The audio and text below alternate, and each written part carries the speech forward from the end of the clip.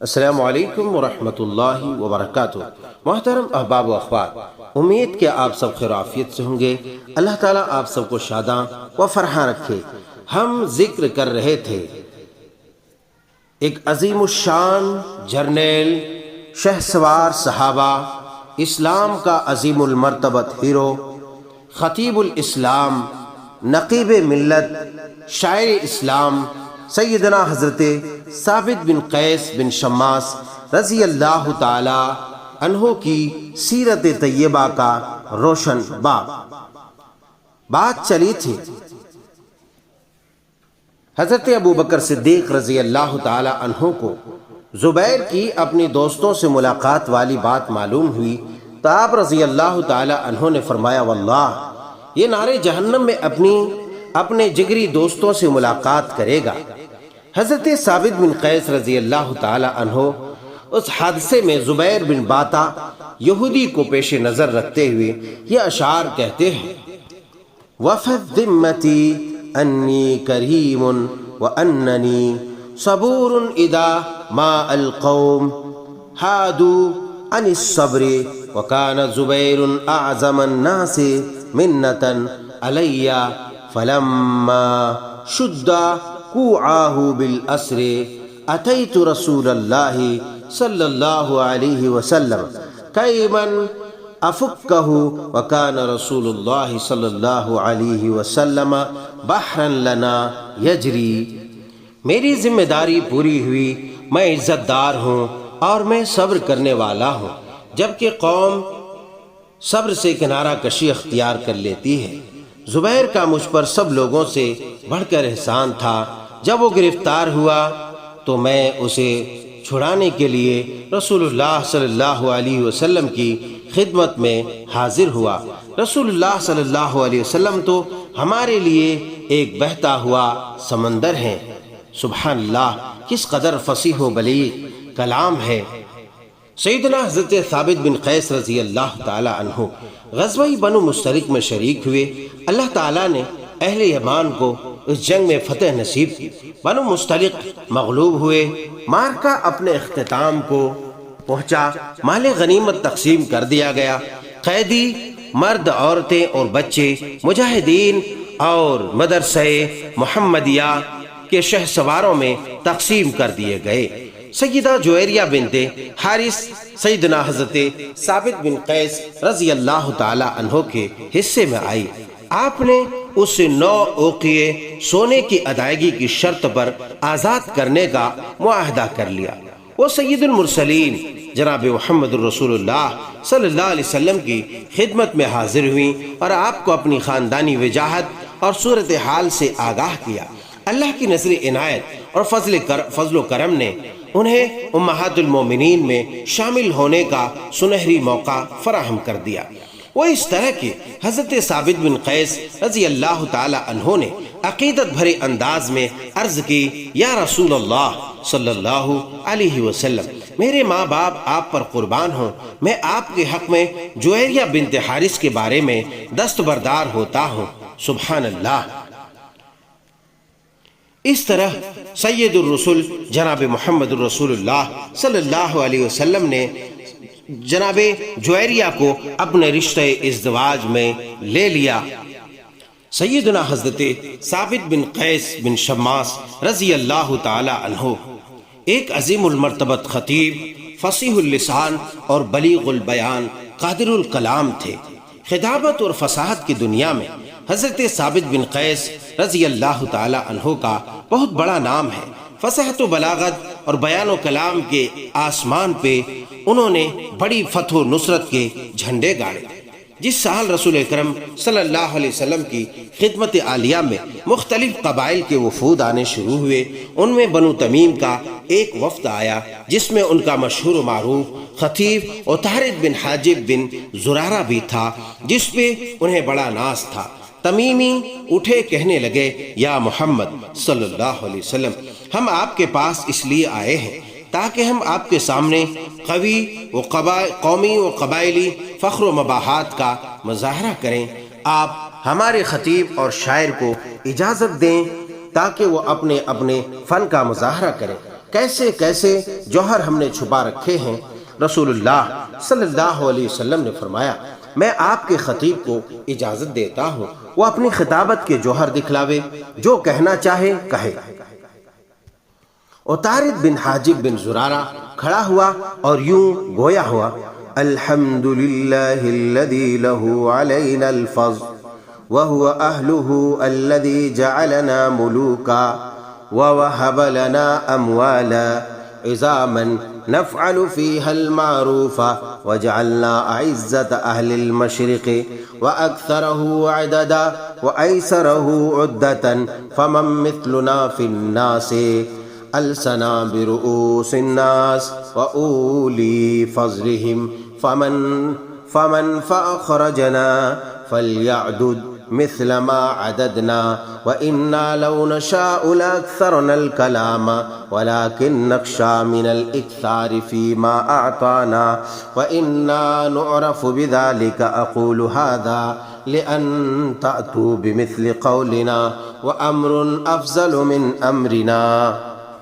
معنی یہ ہوا، تمام تعریفیں اللہ کے لیے جس کا ہم پر بڑا فضل و کرم، اور وہ واقعی ہر قسم کی تعریف کا اہل ہے، جس نے ہمیں بادشاہ بنایا، ہمیں بہت مال و دولت عطا کیا، ہم اپنے مال سے اچھے کام سر انجام دیتے ہیں۔ اس نے ہمیں اہل مشرق میں معزز بنایا، ہم تعداد میں سب سے بڑھ کر اور تیاری میں سب پہ فوقیت رکھنے والے ہیں۔ لوگوں میں ہم جیسا بھلا کون ہے؟ ہم سا ہو تو سامنے آئے۔ کیا ہم لوگوں کے سردار اور فضل و شرف کے اعتبار سے ان میں سب سے بڑھ کر نہیں؟ جو ہمارے مقابلے میں فخر کا اظہار کرتا ہے، وہ اپنی افرادی قوت کا ہماری افرادی قوت سے موازنہ کر کے دیکھ لے۔ باتیں تو بہت ہو سکتی ہیں، لیکن ہمیں اندیشہ ہے کہ اپنی تمام خوبیوں کا تذکرہ کیا تو بہت بات بڑھ جائے گی۔ لوگ ہمارے مقام و مرتبے اور طول و اطوار کو جانتے ہیں۔ میں اسی پر اکتفا کرتا ہوں، کوئی ہے تو وہ ہم جیسے گفتگو اور ہم سے بہتر کارنامہ پیش کرے۔ یہ خطابت تھی قبیلہ بنو تمیم کے سب سے بڑے خطیب بنو تمیم عطارد بن حاجب بن زرارہ۔ پھر رسول اللہ صلی اللہ علیہ وسلم نے اپنے خطیب اور عظیم المرتبہ شہ سوار سیدنا حضرت ثابت بن قیس رضی اللہ تعالی عنہ سے فرمایا، اے ثابت، ذرا اٹھو اور اس شخص کے خطاب کا اپنے خطیبانہ انداز میں جواب دو۔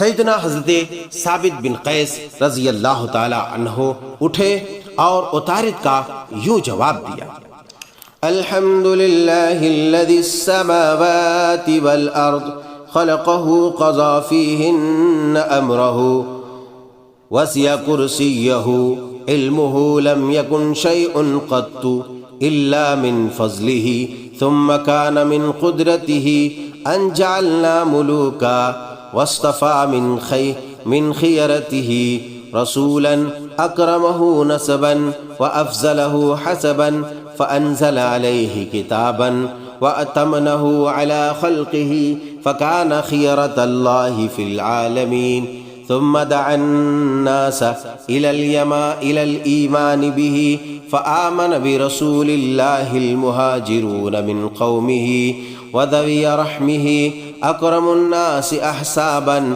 وأحسن الناس وجوها وخير الناس فعالا ثم كان أول الناس إجابة واستجابة لله حين دعا رسول الله فنحن أنصار الله ووزراء رسوله فقاتل الناس حتى يؤمنوا فمن آمن بالله ورسوله منع ماله ودمه ومن كفر جاهدناه في الله أبدا وكان قتله علينا يسيرا أقول هذا أستغفر الله للمؤمنين والمؤمنات والسلام علیکم۔ سبحان اللہ، کس قدر یہ فصاحت و بلاغت سے بھرپور پرمغز خطاب تھا۔ فرمایا، سب تعریفیں اس اللہ کے لیے جس نے آسمانوں اور زمین کو پیدا کیا، ان میں اپنا حکم نافذ کیا، اس کا علم اس کی کرسی کو اپنے احاطے میں لیے ہوئے ہمیشہ ہر چیز اسی کے فضل و کرم سے معرض وجود میں آتی ہے۔ پھر اس نے اپنی قدرت کاملہ سے ہمیں بادشاہ بنا دیا۔ اس نے اپنے بہتر بندوں میں سے ایک رسول کا انتخاب کیا جو حسب و نسب کے اعتبار سے معزز و افضل ہیں۔ اس پر ایک کتاب نازل کی، اسے اپنی مخلوق کا امین قرار دیا۔ وہ تمام جہانوں میں اللہ تعالیٰ کا بہترین انتخاب ٹھہرے۔ پھر آپ نے لوگوں کو ایمان کی دعوت دی۔ رسول اللہ صلی اللہ علیہ وسلم پر آپ کی قوم اور رشتہ دار مہاجرین ایمان لائے۔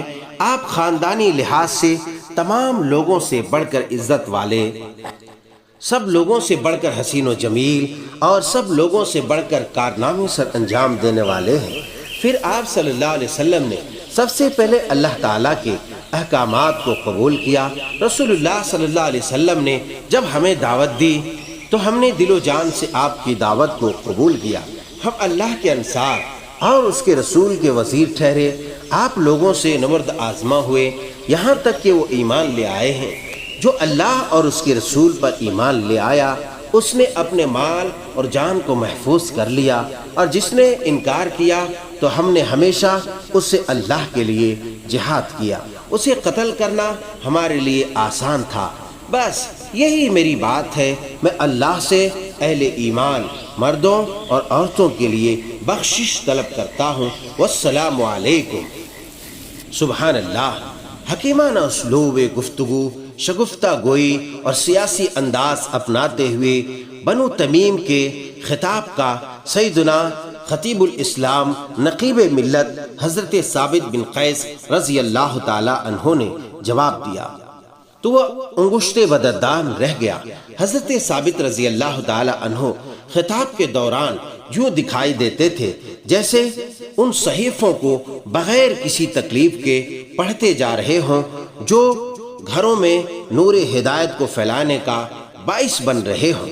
پھر نبی کریم صلی اللہ علیہ وسلم نے بنو تمیم کے شاعر کو اجازت دی تو زبرقان بن بدر اٹھا، ایک عمدہ قصیدہ پیش کیا۔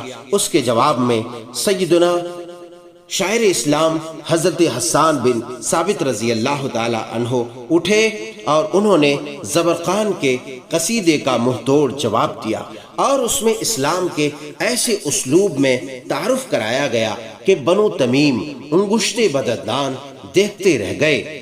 اقرا بن حابس تمیمی کہتے ہیں کہ واللہ بخدا مجھے معلوم نہیں کہ یہ اصل معاملہ کیا ہے۔ ہمارے خطیب نے گفتگو کی تو ان کے خطیب نے اس سے بہتر اور بہت ہی عمدہ اور اچھا انداز اپنایا۔ ہمارے شاعر نے اپنا کلام پیش کیا تو ان کا شاعر اس سے بازی لے گیا۔ پھر اقرا بن حابس تمیمی کہتے ہیں رسول اللہ صلی اللہ علیہ وسلم کے قریب ہوا اور انہوں نے برملا یہ اقرار کر دیا، اشہد ان لا الہ الا اللہ وانک رسول اللہ، میں گواہی دیتا ہوں کہ اللہ کے سوا کوئی معبود حقیقی نہیں اور آپ واقعی اللہ کے رسول ہیں۔ پھر رسول کرم صلی اللہ علیہ وسلم کا ارشاد یوں ہوا، اسلام قبول کرنے سے پہلے جو کچھ بھی تمہاری طرف سے سرزد ہوا وہ تمہیں کوئی نقصان نہیں دے گا۔ پھر آپ نے انہیں تالف قلب کے خاطر نقدی اور لباس کی صورت میں عطیات دیے۔ یہ کوئی انعام نہیں تھا، صرف دلجوئی کی ایک عمدہ صورت تھی۔ محترم احباب و اخوات، ویڈیو کو طوالت میں نہ ڈالنے کی صورت میں میں نے اس پورے مختصر قصے اور واقعے کو 3 اقساط میں بانٹ دیا ہے۔ انشاءاللہ اس دوسری قسط کے بعد ہم تیسری قسط سیدنا حضرت ثابت بن قیس بن شماس رضی اللہ تعالی عنہ کی سیرت طیبہ کا مختصر باب اور روشن باب آپ کی سماعتوں کے حوالے کریں گے۔ فی الحال کے لیے اگر آپ کو یہ واقعہ دلچسپ اور دلوں کو مخمور کرنے والا، ذہن و دماغ کو شاد کرنے والا لگا ہو تو پھر آپ اسے شیئر کریں اور اپنے تاثرات کا اظہار کمنٹ کے ذریعے پیش کریں، درود پاک بھیجیں اور صلاۃ و سلام بھی پیش کریں۔ اللہ تبارک و تعالی ان تمام مجاہدین کرام اور اصحاب رسول صلی اللہ علیہ وسلم پر کروڑہاں کروڑ رحمت نازل فرمائے، اور ہم سب کو ان نفوس قدسیہ کے نقش قدم پر چلنے کی توفیق ارزانی فرمائے۔ والسلام علیکم ورحمۃ اللہ وبرکاتہ۔